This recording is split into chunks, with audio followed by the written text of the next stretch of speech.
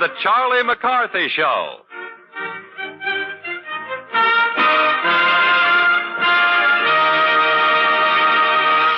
This is Ken Carpenter, ladies and gentlemen, greeting you on behalf of Edgar Bergen, Charlie McCarthy, Ray Noble and his orchestra, Anita Gordon, Pat Patrick, Mortimer Snerd, and our two special guests for this Sunday, the lovely Ann Baxter and Keenan Wynn, one of the stars soon to be seen in Metro-Goldwyn-Mayer's Weekend at the Waldorf.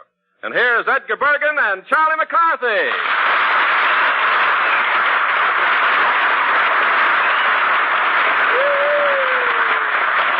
Gee, Bergen, isn't it exciting about us going to New York? It certainly is, Charlie. Now, I've just about finished packing my bags. You see, all I need is my comb and brush, and I'll be ready. Yeah, you're ready now, brother. Yeah. Oh, and I mustn't forget to pick up my tickets at the station Well, there. Edgar, if you're looking for tickets, I'm your man. Well, you are? Keenan, you mean you're a Pullman peddler? Yeah, I'm taking my brother's place at the Union Station. Yeah. Well, what in the world are you doing that for, Keenan? I like to meet people. I like the excitement. I like to pick up a few extra bucks. Yeah, that's... Say, Charlie, how would you like to work with me? Yeah, no. Get away, bud, no. Pleasant work. No. Get going. Ann Baxter is helping me. No, get my hat. What are we waiting for, that? Charlie, shh. What's that? Charlie, here comes your little girlfriend, Anita Gordon. Oh, Charlie, is it true that you're going to New York? Yes, it is, Anita. But you're not going to leave me, are you? Me leave you? Mm-hmm. Silly girl. I don't understand. Well, I'll explain. You see, what Charlie means is that you're going with us. I am? Yes. Oh, Charlie, come here. Please, not in front of all these people. Oh, just imagine New York. Yeah. I'm so happy I could sing. Well, go right ahead and sing, Anita.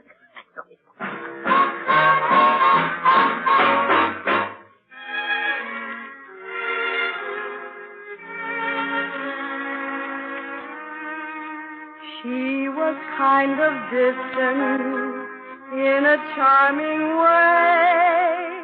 He was so persistent. It began one day in the middle of May. He met a gal named June, took her out in July, and neath an August moon, and all through Sep, he kept admiring her charm, and all through Oct, they were locked in each other's arms. From November to Jan, the runaround began. February and March, he was a worried man. It was until April that she said okay, and they were married in the middle of May. From November to Jan, the runaround began. February and March, he was a worried man. It was until April that she said okay, and they were married in the middle of May. In the middle of May. In the middle of May. In the middle of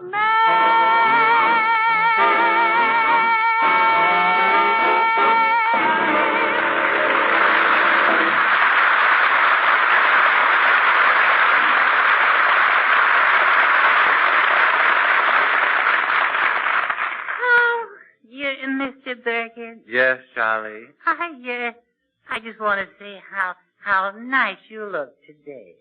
Thank you, Charlie. Thank you. You look so well groomed. You look so shall we say prosperous. Yeah. Yes, well, I believe I do have an air of distinction. Wait a minute. Now, wait a minute, Charlie. Yeah. No. You're not after anything, are you? Well, for example, money. Well, it's strange that you should mention that. Yes.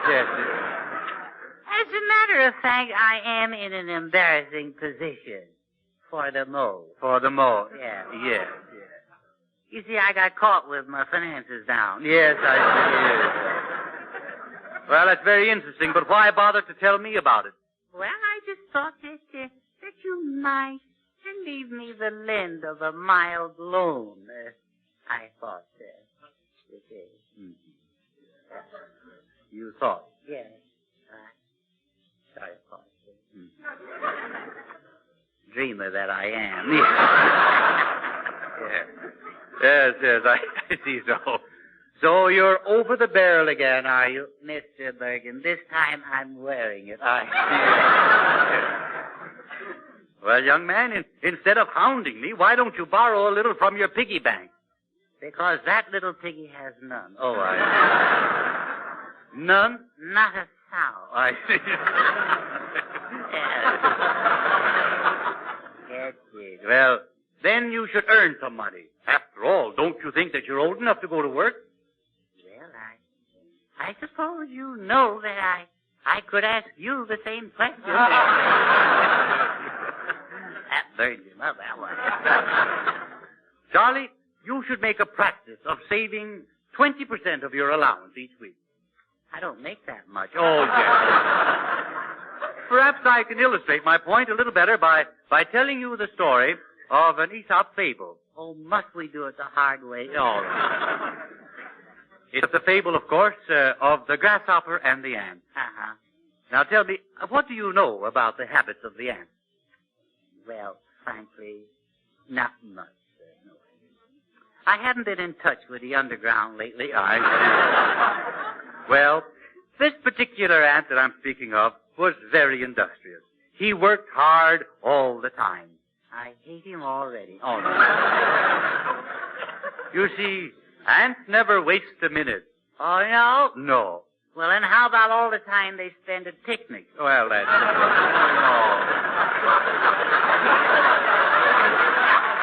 All right. Yes. Well, what I'm trying to point out is that all summer long, this ant gathered food. He did. Yes. And he hid it away for the future. Well, the little sneak, that's hoarding. All right. The grasshopper just took it easy, chirping and hopping around all summer. Yeah? Yes. Well, I'll string along with the grasshopper. He's got personality. I like him. Besides, he can spit tobacco juice. Ding! Not only did the grasshopper loaf all the time, but he made fun of the ant for working. Yeah. Yes. And so the ant said one day, beware, beware. I wouldn't do that, Bergen. All right. Don't strain our voice. All right.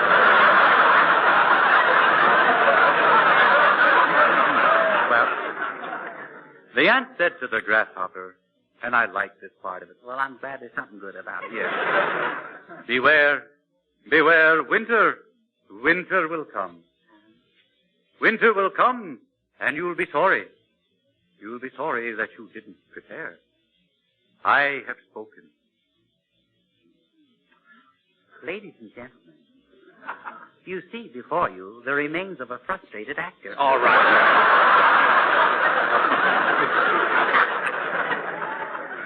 And true enough, winter came. It always does.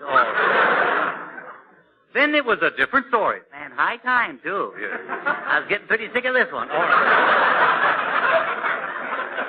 Snow covered the ground, and the grasshopper was without food. And, of course, being without food, he had nothing to eat. No. Egad, what's that? Yes. There's a sloppy hunk of logic if I There wasn't a leaf. There wasn't a blade of grass to eat. Nothing for this poor grasshopper. Well, couldn't we drop him something by parachute? You see, the ants refused him food, and, of course, he was starving. Oh, no. The grasshopper. Yes. Slowly starving. Isn't there a crust of bread in the house or something? It was the grasshopper's own fault. You shouldn't feel sorry for him. Well, I can't help it. We were getting to be such good friends. The little chiseler. All right. Now, Charlie, I hope that you will be wiser than the grasshopper in the future. This fable teaches us a lesson. It do? Yes. And the lesson is this. The ants work hard, persevere, and save. And as a reward... Somebody steps on him. No. What? DDT gets him. No.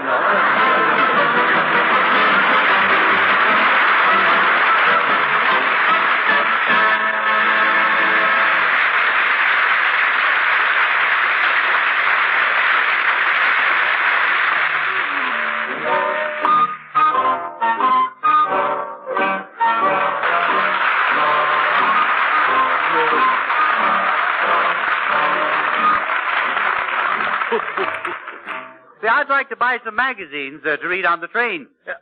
Well, if it isn't Mortimer Snurd. Yeah, that's right. Hello, Mr. Bergen. Well, you mean to say that you're running this magazine, Sam? Yeah, that's right. Yeah. Well, you're quite an enterprising young man. Well, sure, yeah. Yep.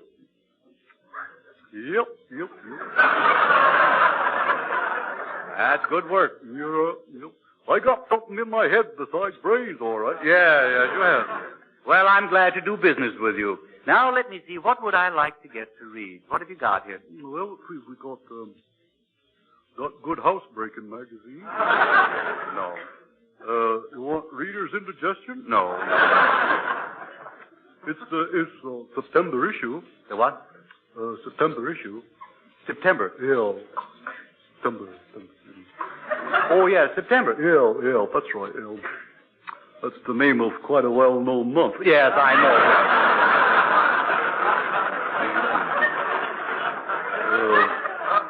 What do you want? Well, I'd like something to read on the train. Oh, I see you. Well, what train you going on? Well, the chief. How about some Indian stories? Oh, now.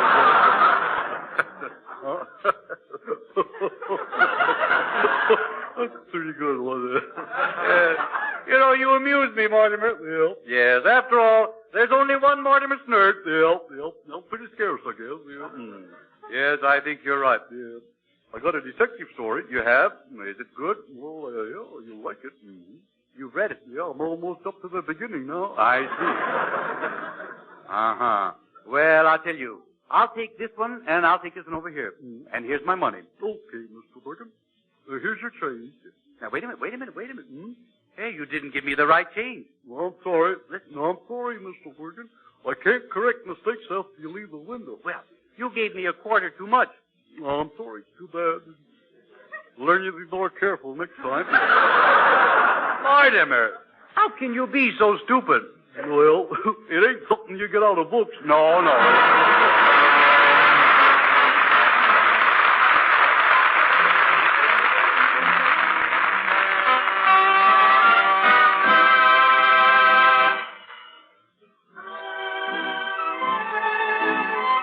Here's Charlie's little protege, Anita Gordon, singing I'll Buy That Dream. Imagine me with my head on your shoulder, and you with your lips getting bolder, a sky full of moon and a sweet mellow tune. I'll buy that dream. Imagine me in a gown white and flowery, and you thanking Dad for my dowry. A church full of folks and those last-minute jokes. I'll buy that dream. A honeymoon in Cairo in a brand-new auto gyro. Then home by rocket in a wing. We'll settle down near Dallas in a little plastic palace. It's not as crazy as you think. Imagine me on our first anniversary with someone like you in the nursery. It doesn't sound bad, and if it can be had, I'll buy that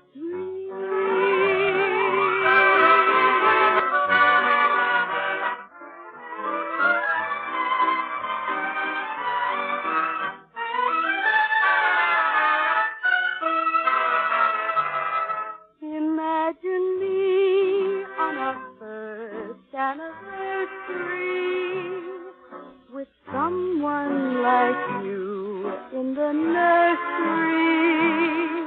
It doesn't sound bad, and if it can be had,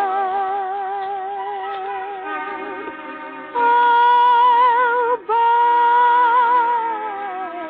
that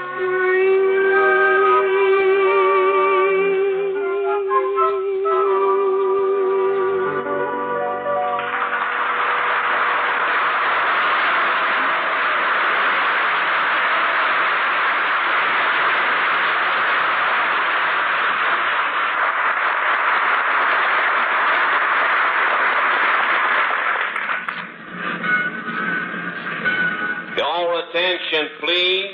Train now leaving on track 6 for Noodles, Arizona, freewheeling West Virginia, Dearborn and Claiborne, and that went on to rotten eggs. Say, Charlie, where are you? Oh, yes, here I am, Mr. Wynn. Say, be a good little fellow and run out and buy me another bottle of spring tonic. Yeah. Ain't it kind of late in the season for that?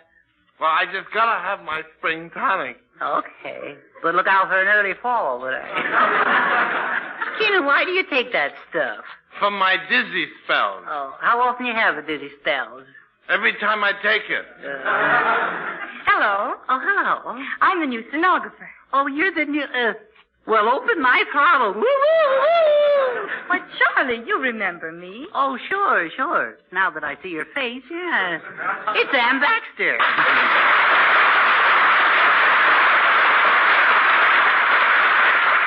So you're the new stenographer, huh? Well, here, take a letter. Or better still, take a kiss. Take it easy. Oh, now, don't let Charlie worry you, my dear. I happen to be your B-O-S-S boss. Oh, now I am worried. Oh, you're a clever girl. Say, by the way, Miss Baxter, I forgot to ask. What are your qualifications? Yeah. Are you blind? Or are you? Say, how many words can you type a minute? I type 20 and erase 15. That's good. How's your spelling? Unusual. Uh-huh. Well, take a letter. My dear. Now read that back. My dear. Yes, honey. Charlie, I've always wanted to work for a railroad. And you belong here, too. That's what you do. Your eyes glisten like shining rails.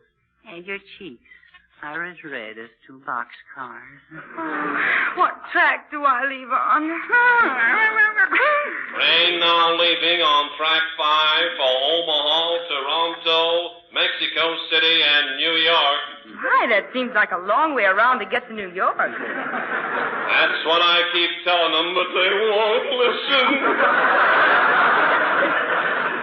Gentlemen, I want to buy a ticket to New York. What address? Oh, he wants to buy a ticket to New York. Well, I've got to have a ticket. See, my name is Edgar Bergen. Listen, buddy, all people have names. So you've got to take your turn just like nobody else. Bergen, I'll let you have an extra special rate on a New York ticket. Well, now, that's nice of you, Charlie. You mean I can ride for half fare? Yeah. If you don't mind walking from Omaha. Well, Would you get me a ribbon for my typewriter, Charlie? Well, of course, my dear. I say, I beg your pardon, but might I come in and browse through your reservations? Why, certainly, sir. just a minute. I believe I was here first, wasn't Stop interrupting, buddy. Stop interrupting. Get back in line. I don't think you know anything about selling tickets. Anyone who deals with you is a fool. The customer is always right. I say, young lady, I'd like to purchase a return ticket. A return ticket to where? Where did you come from? Well, you must know the stork brought me.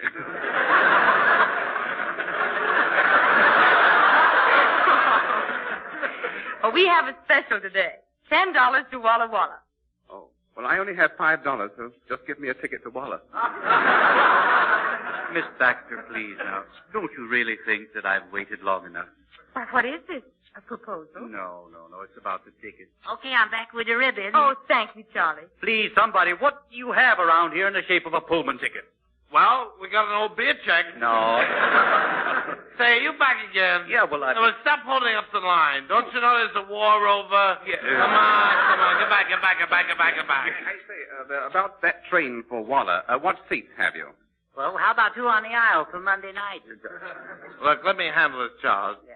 Now, I can give you a room with hot and cold water. Is it a bedroom?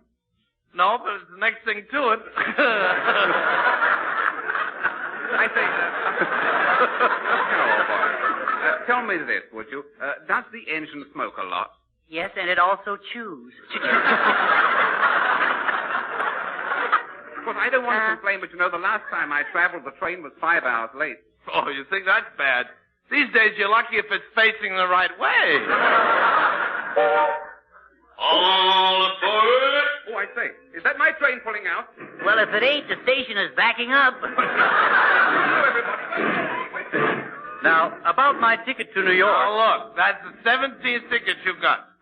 It's people like you that make people like you hate people like you. Yeah, but I haven't bought a ticket here yet. Oh, so you've been taking them while my back is turned. No, Police officer! Now, wait a minute. I Break it up here. Break it up. What's all the commotion about? Officer, apprehend this chap.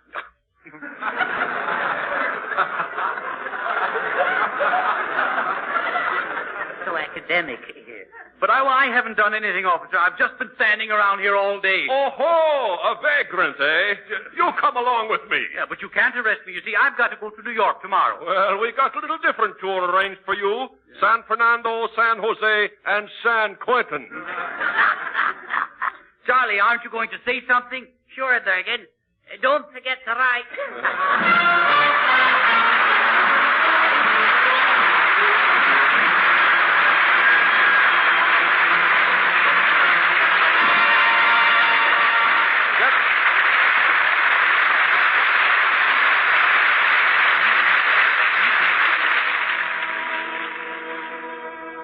I miss the thrill of grammar school romances.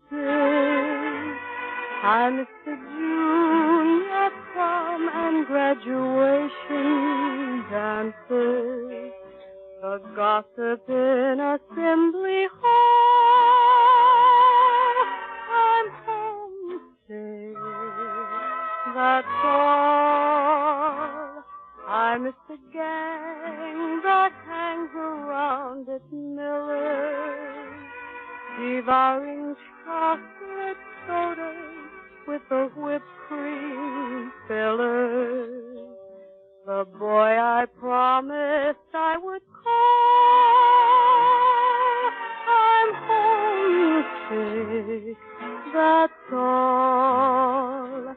I miss the midnight services on Christmas Eve and the joy when Christmas morning came. I miss the scramble for the wishbone every Sunday and the big Thanksgiving football game. I miss the times I had to set the table. I miss the rolls my mother made when she was able. The fragrant bonfires in the fall. I'm homesick, that's all.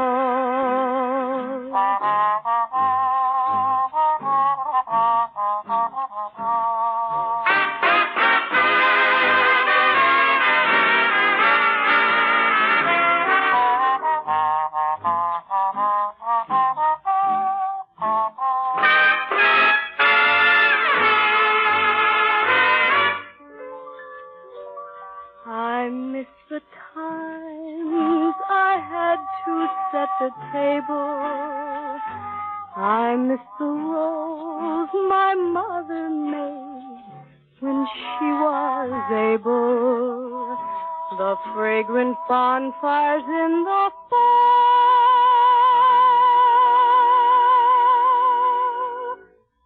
I'm homesick.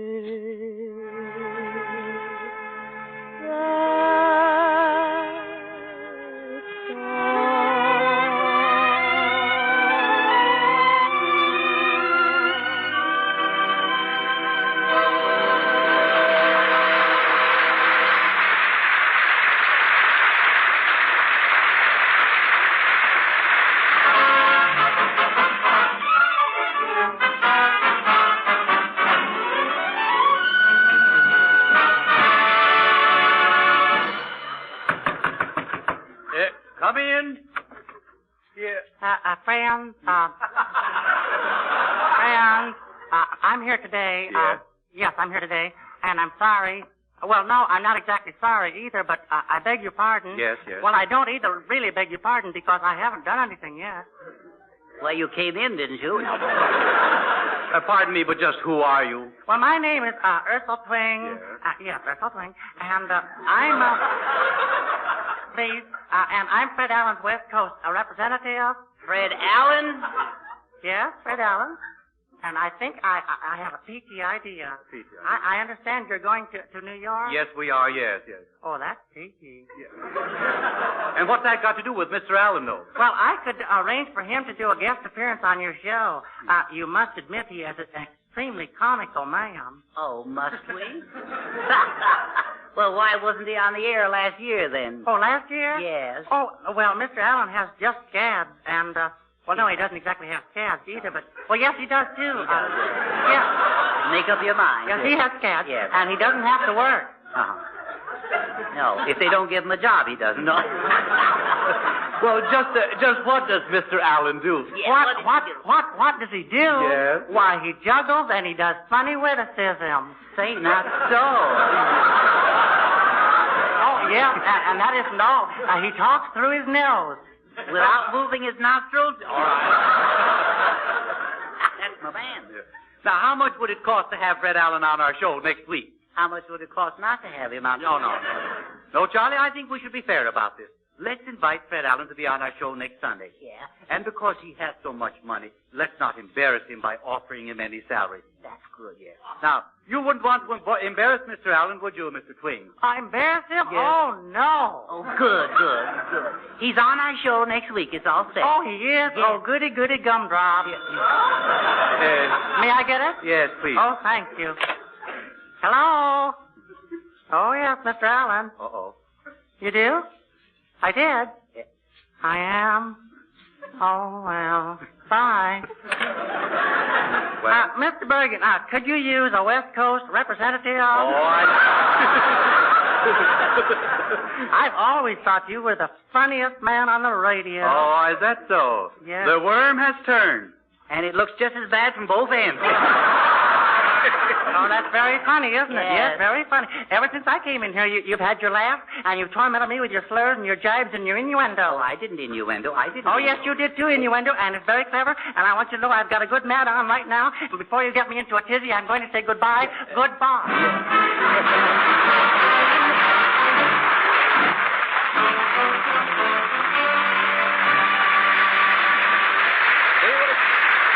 Mr. Bergen, Charlie Mccarthy, Ray Noble, Anita Gordon, Mortimer Stern, and all of us will have as our guest Fred Allen. We'll be coming to you from New York's Radio City.